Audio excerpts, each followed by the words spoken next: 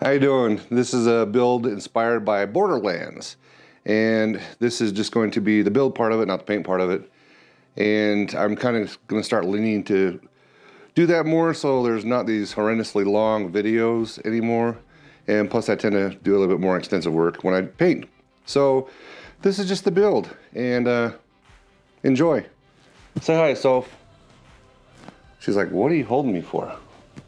Huh? She's our little human dog. Call her a humog. Anyway, bye.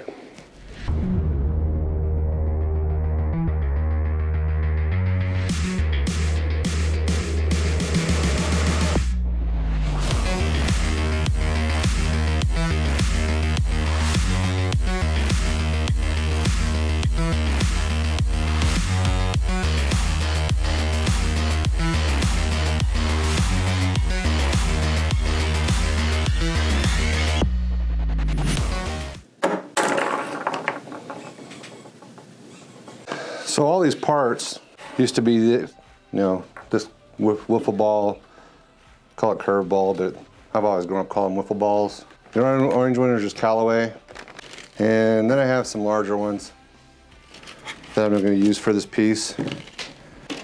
Now the idea behind it, is just to find the seam, which this one's been pretty much filed off, but you can kind of see it as long as you're close anyway, and just start getting a groove and just start sawing away, and then spend a long time doing this, hoping to get the line straight. And then, who am I kidding? I really didn't do it this way. I have what is it? A scroll saw downstairs that I went down and did these. This was too big to do, and you can kind of see this one kind of got a little whacked, but I'm not going to use that one. I can probably if I want to stem it off of something else, but this was my first one that I did, and whoa, come back here. And it kind of didn't really turn out as well as I'd like it to, so I can use it for something else if I want to, but not that big of a deal. And by the time I did that one, I kind of figured out a method, and what I would do is I would just kind of get one side, and then I would just rotate it like that along the seam. So it was only cutting the top edge. I wasn't cutting two sides at one time. That way I could follow along the seam a lot better, and it just turned out a lot better. But I didn't want to show it because I don't want someone trying it and screwing up and getting their fingers. So I recommend this. That's all I'm going to recommend. And I'm just going to see if I can cut this one with this method, just to say that I can or did. All right, what I did is I just took 60 grit sandpaper and just moved it in this direction, so it just keep everything nice and smooth, or nice and even. And I did the same on the other side. I didn't go this way because it just caught too easy, so I went like that. And then on these, I just did a circle until I got everything smooth. Same with this big one, did the same thing. And when I was done, there was a lot of, like melted plastic, or just kind of like a little bit of chafe, or I don't know what the crap it's called. But anyway, I sent it off with an emery board, and then also I went over the entire thing with an emery board as well, just to make it so that when I spray it and paint it, the primer will stick to it. And I did the same to this, as you can tell. That's one that's been sanded, that's one that's not. I did the same, I did all of them, and that's where I'm at. I found that 60 grit worked really well and just kind of smoothed things quicker, and then I just finished it off. I didn't do really down here much, I just did on the sides and did that. So this is not something normal for me to do, is to put a terrain piece on plastic, but there's things I want to do or try or have the option to with the plastic. That's why I'm doing this. So I just kind of outlined everything with it, and I did kind of a sketch of the outside. I'm just going to cut it out. This is a 0.04 inch plastic or sheet styrene, and this I'm just going to cut it off with an X-Acto knife and snap it like I've done in previous videos. And all I'm going to do is just going to score the outside. Now that it's all cut out, I'm just going to go through with the emery board and just kind of smooth out some of the edges, and also going to round this edge too, just a little bit, so it's not just a straight up and down 90-degree cut. I want to be able just to smooth it out, just so there's not like jagged cut pieces like this. I want to smooth that out. Like I said, we'll see how this turns out. Maybe it'll be a total screw up. See how it goes.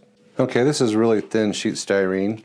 And this is just kind of one of the tricks I've learned is I'm just gonna put this right here, clamp it, push it down my finger, use the weld-on number 3, use my paintbrush, go around the edges. And then what I'm gonna do is I'm just gonna get a clamp, and I'm gonna make sure I clamp the side of the plastic and the ridge of the plastic on the front, both pieces of plastic, so I'm not in the center, so I don't squish it. And then I don't have to hold it. And it clamps like so.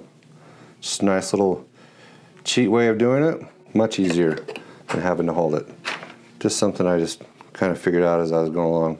All right, so what I actually did is this weld-on I thought worked, but it ended up coming off. So what I did is I should have done this before, but I sand the inside with 60 grit to make it rough so it sticks. And then this gel works better than the liquid in this particular case. I guess the liquid works mostly with like solder and wire and things like that. So I just glued it on the inside, and this seems to hold the best. Pin a piece in there like so. And then get my clamps. Clamp there. Clamp there. And that works the best. And then I just get a scrap sponge and just kind of dab up any of the glue that came out and leaked out. And that's the best looking one. I mean, the other one's kind of had some damage from the weld-on, but it doesn't really matter because it's just gonna look rough anyway. And this is meant to look like Borderlandish. I think it's Borderland. Yeah, Borderland type of terrain, so that's all good anyway. It's just gonna look beat up and kind of grungy anyhow, but anyway, that seems to work the best. Okay, so what I've done already is I've done some assembly of the pieces. I don't even know what they're called. They're just going to be objects. But anyway, I cut some larger tube that this tube actually fits into to put as like sleeves, because these tubes are a little bit smaller, so if I was to try to put those in by themselves, they don't quite work. And so what I want to do is I want to make a piece like this out of this size tube. And you can use whatever tube that works for that. And I have 4 sleeves because I still have to do 1, 2, and then I have to put one in here and here, have the pipe going through. At least that's what I want to do. And I've already sanded around the top off of this, and so now what I'm going to do is I'm just going to not quite cut on a 45. It's just going to be a slight different angle, and I don't really care if it's perfect or not, just because of what I'm doing. I want some irregularity. I can't even talk. Anyway, you kind of get the drift. I want to make sure I don't cut off too much where I can't use this pipe. All right, so I have these 2 joints. I want to get my weld-on that I've used before, and I kind of want to get an idea of how I want to have them, which is just like so. Make sure they kind of fit, and then I'm just going to dip one end in and marry the 2 pieces together like so. And now what I'm going to do is I'm just going to put one of these sleeves on. So I'm going to dip this in, put the sleeve on, maybe, and like so. Just kind of leave a little lip so I have part of it that can go inside, and that one's done. Well, not quite. So I did this one last night so it could dry. What I want to do is I just kind of want to round the edge. So I'm just going to get me an emery board and just kind of bevel that edge a little bit so it's not so abrupt, so it just looks like it's more intentional or welded together and not just slapped together like I just did. And put my lid back on my weld-on so it doesn't evaporate too much. And then now what I'm going to do now is I'm going to put one of these in here. I've sanded these down to make it so that things will stick better. And I'm using the gel glue, maybe. If it wants to come out. Oh, dude. Doesn't want to come out. So I'm going to encourage it a little bit. Come on. You can do it. Oh, yep. There we go. So I'm just going to ring this around with some of the gel glue. Get my pipe. And I don't care if it's straight up and down. I just want it to kind of be over the hole evenly so it covers the hole. And there you go. And then we're going to glue this here. I'll put a sleeve here, sleeve here. And then as I go to glue it, I'm going to put it right here. So let's just go ahead and do a rim of glue around the edge. Now I'm not using the weld-on because the weld-on doesn't really like to do this very well. So put that there and insert that into there. Kind of line them up as best as I can. And I hope I like it because it's now in place. Voila. So what the game plan is I'm going to glue these 2 here, and then I'm going to make a tube that goes between them, and then I'm gonna have like a door come off here, a door come off there. So I'm gonna trace this, the inside here, so I have the pitch or the angle of the arc, that so when I cut plastic and things like that, I can use that as a kind of a guide to butt the pieces up to the tube. The only one I'm gonna have a problem with is kind of like this one. And I'll just have to see how that rolls. But I'm also, too, when I bring the walkway over here, I'm gonna have to figure out how to cover it so it kind of covers this hole and this hole. Because I don't want to have it rotate like this to where I'm covering partial holes. I think this would be more of a pain, so I'm gonna glue it like that. What I'm gonna do is I'm gonna glue one side first. I'm just gonna kind of make sure they match again, I'm doing it correctly. All right, after messing around, I kind of came to a different conclusion. I used my Tandy leather tool to make these rivets. You can check out the power plant video and a couple other ones. My steampunk refinery thing, you can check that out too. But I've decided I'm gonna go on the outside. I think it'll be easier to deal with. And then what I'll do is I'll just pin this down here with a piece of plastic or something. I'm just gonna glue it to the outside. And I think that'll be much easier to deal with. And once again, I'm using this gel glue just because I found that my weld-on doesn't like these whiffle balls, but the plastic, this gel glue does. And then liquid glue tends not to like it either.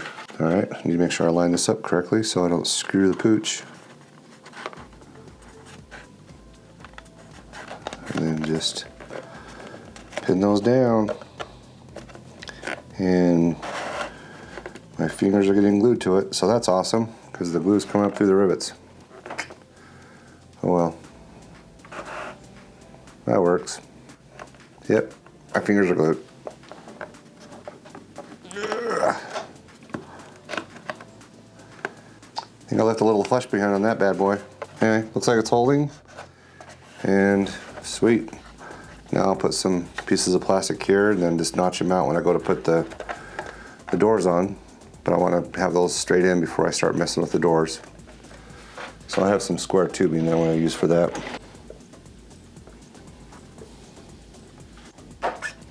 Just going to cut those last rivets off so they're not in my way. Get my weld on. Get my paintbrush. Just going to push that in to where it's flat. Oops. I'm going to kind of glue in the middle first.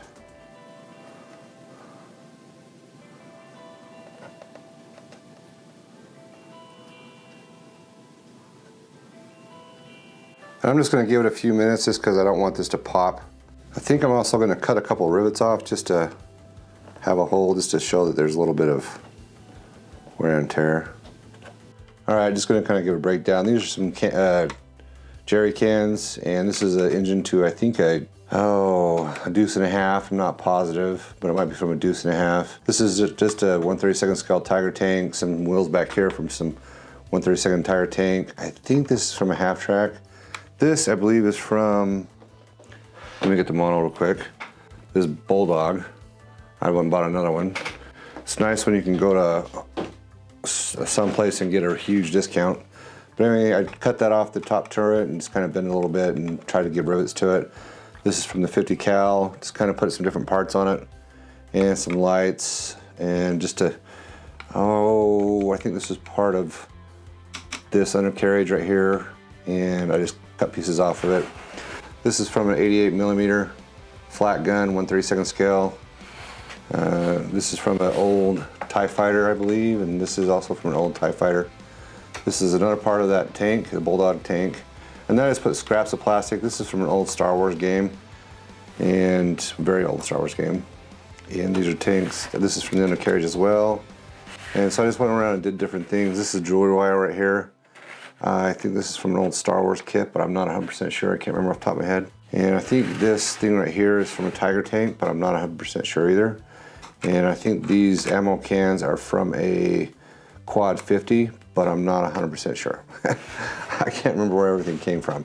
And then basic idea is just this, really what it's about is just doing these, half balls, and then I just kind of threw some sheet metal around here, plastic, but just kind of give it a scrappy feel. And if I was to do this all over again, I wouldn't put it on plastic because I thought it would stay a little bit more rigid, but it's not. But it is what it is. I'm not going to obviously fix it. I'm not going to put anything underneath it.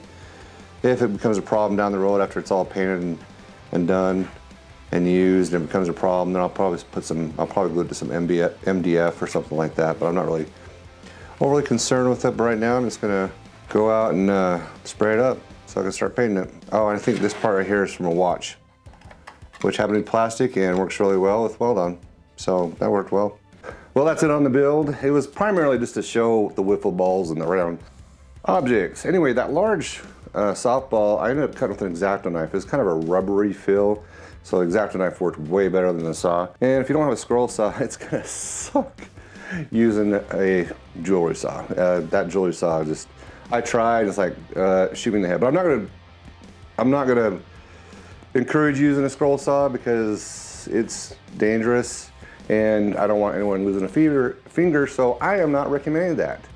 So that is all on you if you do that. This was inspired by Borderlands, and I got the idea from Alan Emlet or Wild Chevy online. He had mentioned it in the conversation, and so I did the old Google and looked up Borderlands, and I found this cool piece that had some round objects on it, and then I thought a wiffle ball, and it's kind of a chain of events. Anyway, that's it, pretty much it.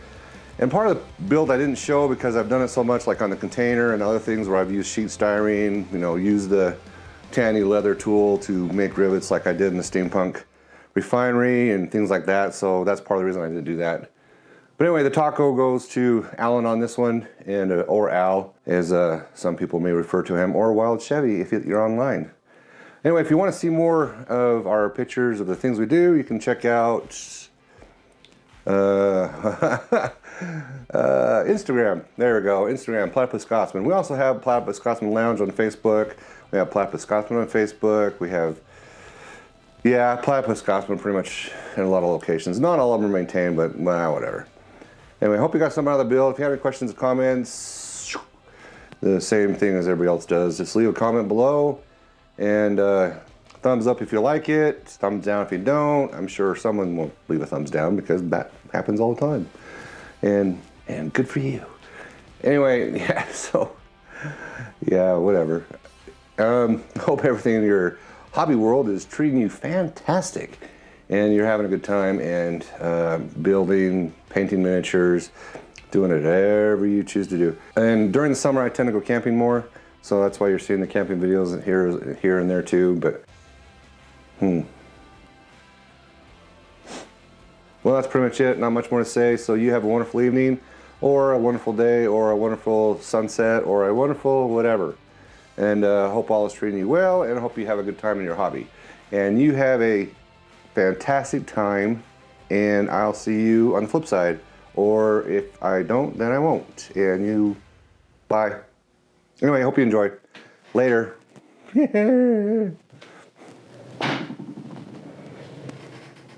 See ya.